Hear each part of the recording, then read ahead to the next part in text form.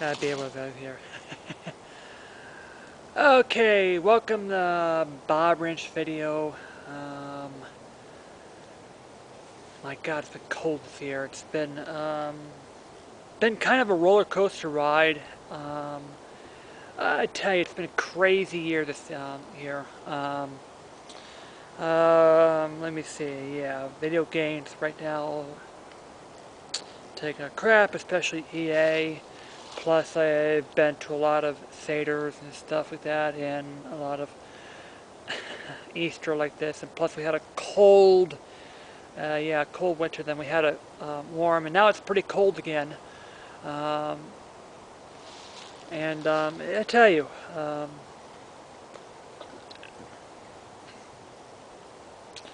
it's just been just a maniac of a year. And okay, let's just now. This week I'm going to be talking about a couple of things in the news to report to you.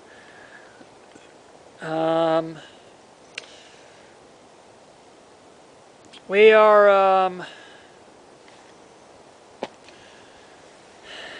I think there's one news of Microsoft right now. Is Microsoft finally learning their lesson because well, this week um,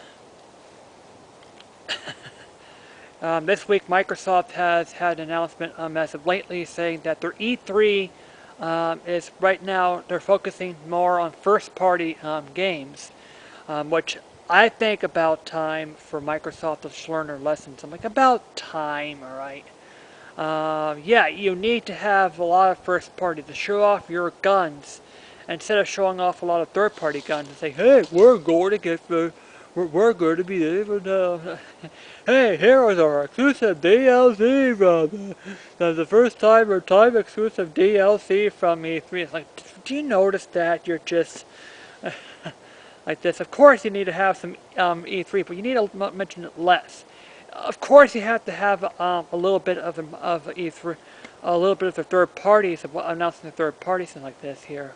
But seriously, I think that every gamer needs to show off their first party guns, the first and second party guns, the companies representing your represent your games. Like, you need to show off your games in E3. That's what the E3 is about here.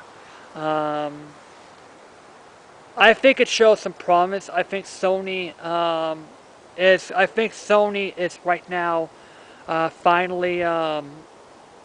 Sony could also pull this off by showing their first-party games.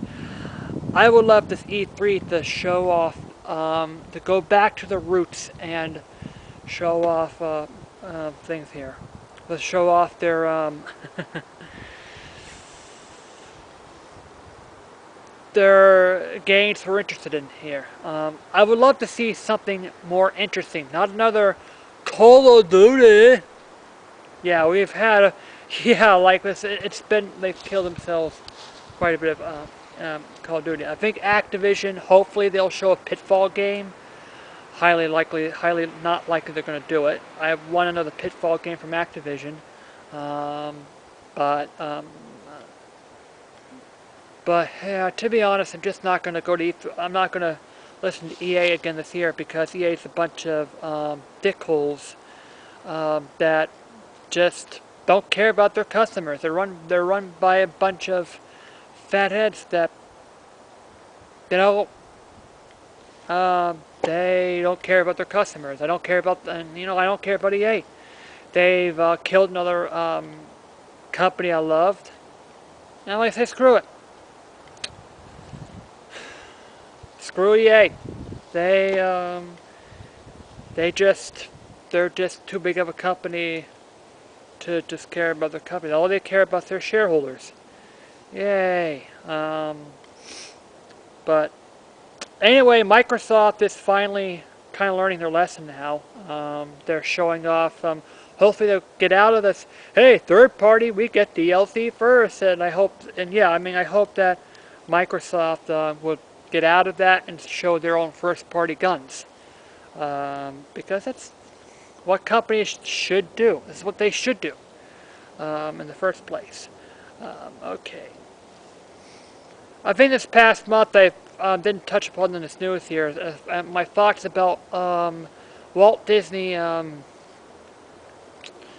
Walt Disney showing episode 7 this December, and then they're going to show episode 8 in May of 2017. Now, yes, I'm a fan of Star Wars, but Walt Disney, please don't rush these movies, okay? I have to say that 7, 8, and 9 should be at least 3 years apart. I mean, I wouldn't mind if, and look, I think what they should do is wait until 2017 to release Star Wars Episode 7. That's actually the 40th anniversary of the Star Wars thing. Star Wars came out. Because remember, the original trilogy was 1977, 1983. The prequel trilogy is 1999, 2002, and 2005. So I think that the sequel trilogy by Disney should be 2017, 2020, and 2023. Or either that or 2015, 2018, and 2021. And then have one spin-off between these episodes. Yeah. This is what they should do. They shouldn't rush these Star Wars movies. And that's my rant today. And another rant today is about Nintendo and how they're showing off the Super Mario 64. Oh yeah, they're showing the first level of what, yeah, I mean, we have a fan who is more capable of you are of a 21st century fan, but you guys get to go and file a copyright complaint about the Super Mario 64. Look, Nintendo, get with the program. Nintendo, this is...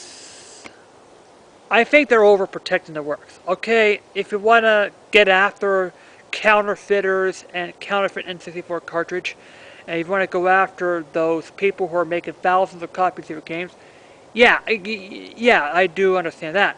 But you shouldn't go after people who are like this. Yeah, you take down Mario on the internet, like for people who make their own levels, and because they make their own levels, yeah, you pull it thing down. And you know, for years and years and years, they did that on PCs. They download the ROM and then they downloaded tools to hack the level. Something we've been doing for what is that, 20 years right now? And now you finally get to release Mario Maker, which, yeah, it's been delayed until September. And I have to say, this game should have came out 10 years ago. At least 10 years ago. I think that Nintendo should do is make a Mario 3D Maker. You can make your own 3D levels, and they could, yeah, it's finally starting to make it towards the touchscreen. And so Nintendo, I mean, it's not the 20th century anymore. It's 21st century. I mean, with this Miiverse and, you know, they're finally making some games right now that takes advantage of the Miiverse, where I can actually, hey, I can post it through Miiverse towards other people to play. That's, I think, what Miiverse should be. As far as the NX, yeah, you want to be able to take risks, but at the same time, look, we need third parties. We need to preserve the classic style gameplay that we learned from the Super Nintendo. But the third parties, make it easy to program, and make it third parties, make independent titles like this, and so open up your market to for everything that says here. It should be the family, and it should be, you know, appealing to the core audiences too.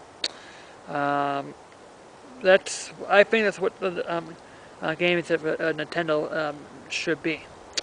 But yeah, E3 is about less than 2 months away. Of course, I'm going to be doing a post E3 show, and yeah, E3, I hope that E3 is good this year because this year has been crappy. From the snowfall, from the 100 inches of snowfall we've gotten over a course of over a couple of months, to the gaming companies being complete, um, being a dork, to, I don't know, but I hope that 2015 turns around for the better this summer. Because look, this is 2015. For those Back to the Future, this is Back to the Future year.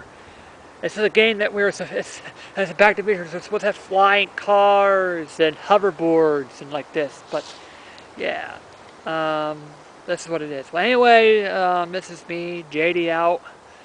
Um, hope May's better. Yeah, that's when Splatoon's coming out. So yeah.